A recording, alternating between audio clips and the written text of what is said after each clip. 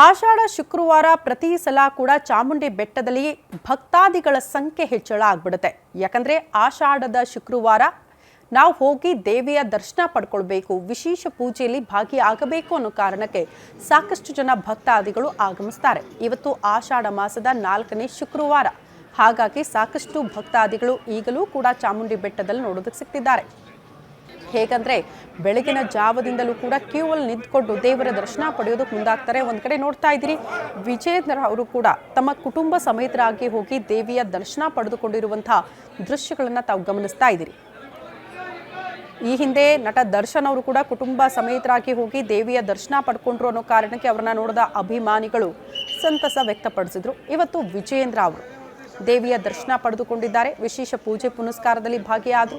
ಈ ಕಡೆ ಅನೇಕ ಜನ, ಸಾವಿರಾರು ಸಂಖ್ಯೆಯಲ್ಲಿ ಭಕ್ತಾದಿಗಳು ಕೂಡ ಕ್ಯೂ ಅಲ್ಲಿ ನಿಂತ್ಕೊಂಡು ದೇವಿಯ ದರ್ಶನ ಪಡ್ಕೊಂಡು ಹೋಗ್ತಿದ್ದಾರೆ.